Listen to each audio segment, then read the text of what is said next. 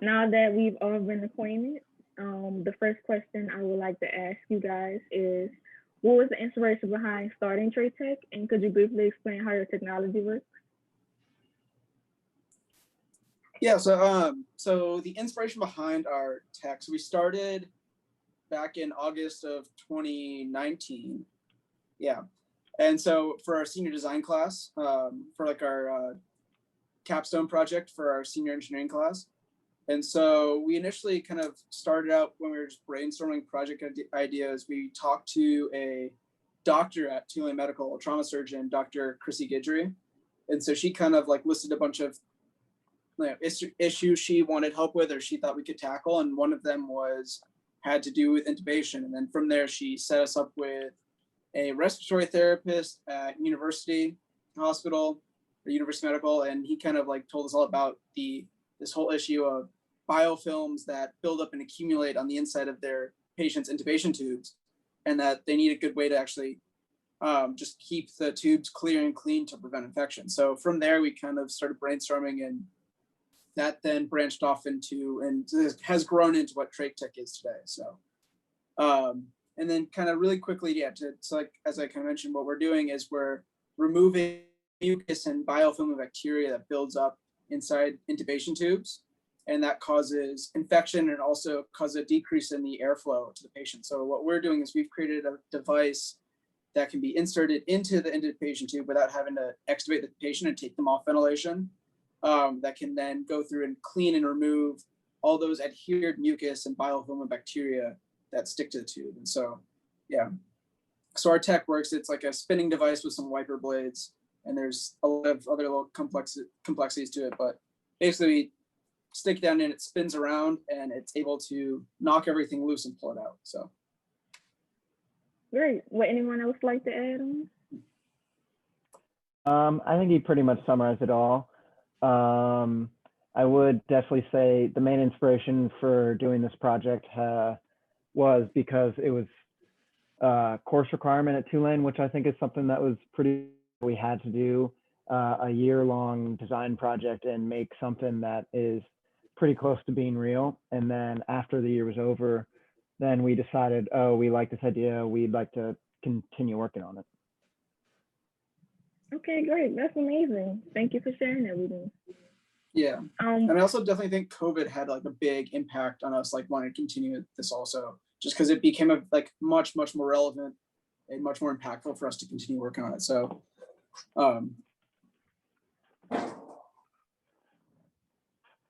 okay. My next question is, how do the four of you come together? Well, three. Yeah, so we sort of knew each other from classes and the groups. And so we met, I guess, a couple years ago, probably. And then when these project groups came out, it was kind of random. We got to put down a few preferences, but it was pretty much a randomly assigned group in our class. And then we realized we enjoyed. Okay. Anyone want to add before I'll go on? Yeah, it was like, this definitely wasn't the conventional group that I would work with on class projects leading up to this. I had, I had my core group of other engineers, but the way we assigned, the way that the groups were assigned with this project was, there's a bunch of like ideas and topics on sticky notes across the room, and we would kind of mark down like our top choice or second choice, third choice. And we all picked this topic as our top choice. And so that's how we really came together. But even then, I think it's been a really great experience, and we are a good group of we are a good group with some pretty different skill sets and different skill sets, and it's worked out. We really meshed pretty well together, especially compared to a lot of the other groups that were in our class. So, and we still do today. It's been 2 years. We talk and text regularly, both with like stuff associated with Trach Tech, and even just, we're really good friends. We would, do things like after class on Friday, we'd go to like a happy hour, get lunch together or something like that. So there was while we did come together like randomly, we really did become like a good core group, function well together, both like as a, yeah. Which makes it easier to get work done. Yeah. Okay. Well, as a future college student, I just want to say that I think it's amazing what you all have accomplished and what you're doing. My next question is, what are the challenges of being a student while also starting Trach Tech? I mean, it's definitely, it can get hard to balance, especially when we have finals and tests coming up. I mean, the good news is it's kind of working at our own pace with Trach Tech, so we're not necessarily reporting to anyone for the most part. And so any deadlines are things that we choose for the most part. So that's nice. But it can get to be heavy workload at times, you know. A lot of organization and to-do lists, but it was easier, I would say, if we were on like a similar schedule. I feel like our schedules are a little different now, but it just requires us to change when we meet sometimes, but that's pretty much it. I think it's good that everything's going virtual, because then, I mean, I'm in Seattle and they're in New Orleans, and we have a member in New York, so we've really spread out at this point. And at least with like virtual, it's been able to help us. Yeah, the whole switch to doing a lot of things over Zoom has been a big help to us, just because we can meet with each other from all over the place and at all different times, and also we can meet with like other mentors and other advisors we have that are like also all across the country and just all over the place. So like I know one of our advisors is also in Seattle, but I think, where's Adam located, Alex? Is he? He just moved, so I don't remember where he moved to. Yeah. He's not far from me, but.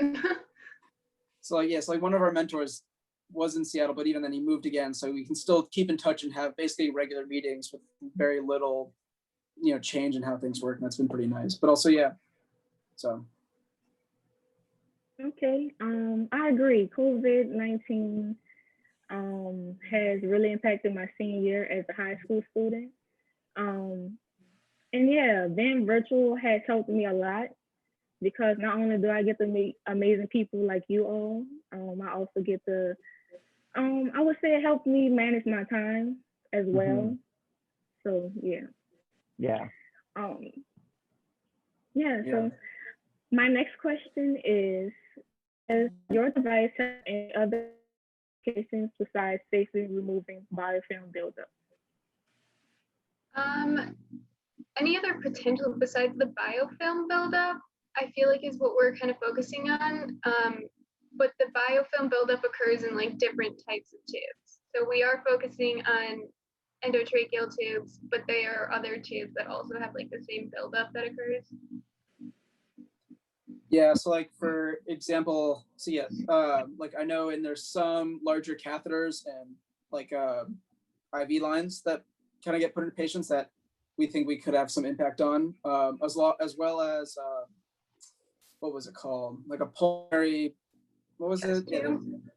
Yeah, there's some other like larger tubes that we think we can also help and clean out that have a similar kind of like biofilm bacterial buildup. So there are lots of tubes that get gunked up and need to be cleaned. So so especially with the bigger application of ours is, it's not like with like I know it's a big thing in like vascular surgery. They kind of take like a little drill bit type thing, and they can just go and blast out what's it called, plaque from the arteries and veins.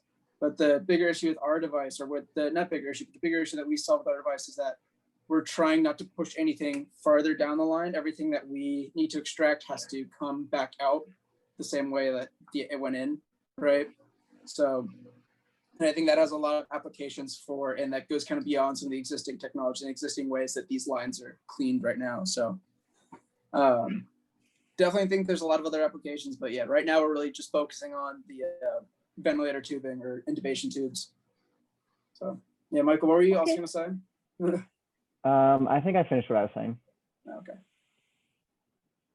Okay. My next question is, I want to say prior to this interview, I've done some research. And one thing that caught my attention was that it states on your website that 80% of all human infection is biofilm related, and that these bacteria are often extremely antibiotic resistant. Could you tell me why? Why they're antibiotic resistant? I don't know. Yeah, I'm not sure. But I know most of the bacteria buildup, they're like gram negative bacteria, which are much more dangerous and much harder to treat.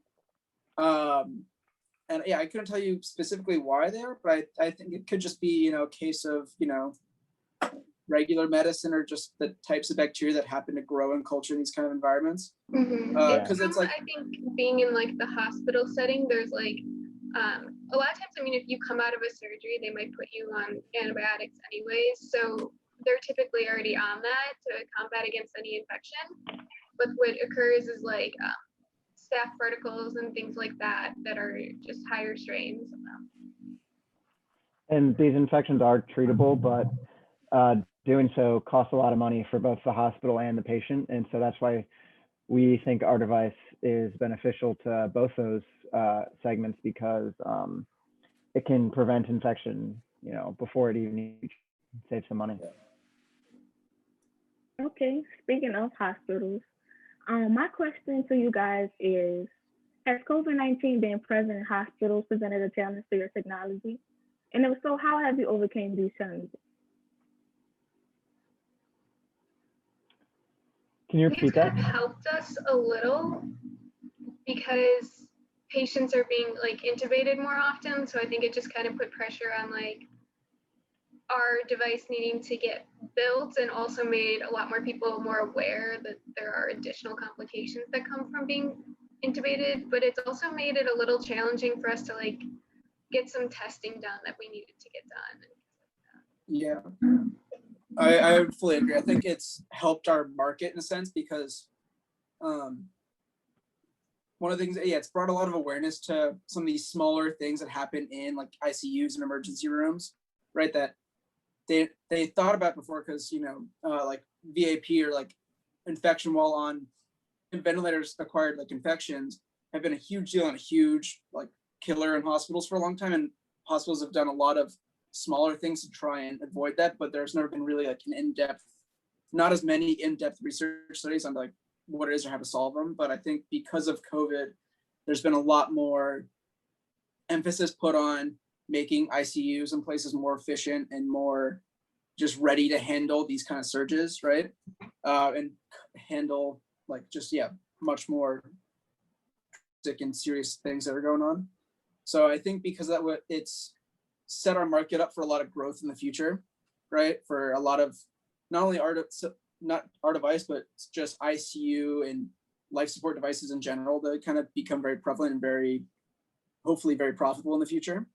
But yeah, like it also has put a big strain on us trying to understand our target market and get those interviews with these nurses and respiratory therapists and be able to shadow some of these nurses, because one, they're so busy, they don't really have time to talk to us as much as they did before.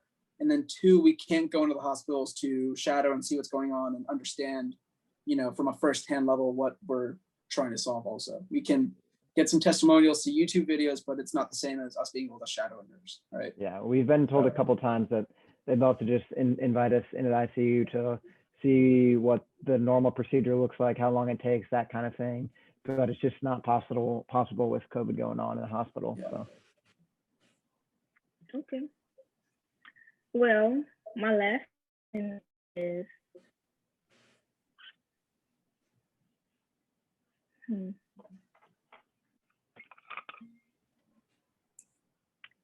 I had it in my mind. I'm sorry.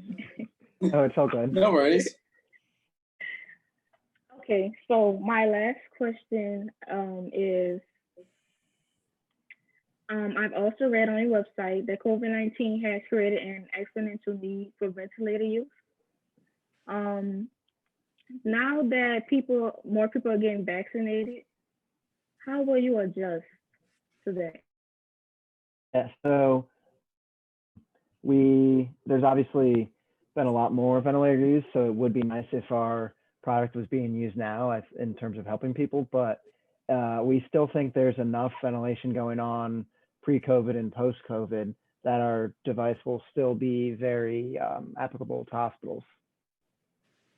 Yeah, so like even pre-COVID, I think there was over there's I think over 1 million people ventilated a year in the U.S. Even like that's in 2019 numbers before COVID. So in 2020 with COVID numbers, those numbers spiked to like I think there was I don't know like thousands a day being or like tens of thousands a day being ventilated, right? So like that number spiked almost I think over double than what it was before. But so like even before COVID-19, this has still been a big issue. Like we started this project before COVID-19 was even or like I think there was even the first case of COVID in China or anything like that.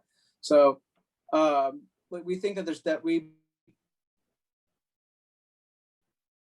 don't think there is definitely still a market out there for us beyond when the pandemic ends and everything returns to normal and there's not as many people being hospitalized for COVID, but because yeah, there's all those numbers still there. There's I think 2019 there was 1,000 cases of VAP in a year in the US. So while we can't get it would be nice to have that, just real good push right now in this like surge of the market. It still is there and it still exists and it's still very prevalent, a very, very, very important issue that is affecting people. So.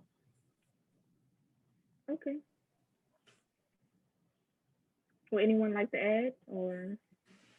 I think it's still a little risky. I don't know if they would use our product on COVID patients. Anyways, we've been told like they don't even really like extubating their patients that have COVID because the particles that are in there is where the COVID is, and they don't want that spread out, which is what we're trying to do. So our product actually probably wouldn't even be used on most COVID patients. That's a good point, man. Yeah. Okay, that's interesting. Well, I want to be more respectful of your time. So would you mind if I ask one more question? Oh, ask as many as you need. We've got lots of time. The day's over now. Okay.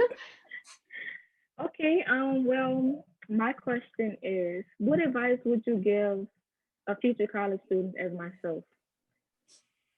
Are you trying to start my own business? Are you trying to do like engineering or STEM of some kind, or just in general, or?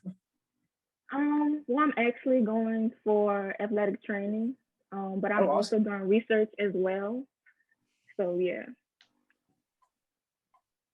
Well, I would say the biggest thing is get a lot of customer interviews, that kind of thing going, talk to people in the industry so you can see what unmet needs there are, and also just get a good idea of how the industry works and how you can fit in. I think that's very helpful.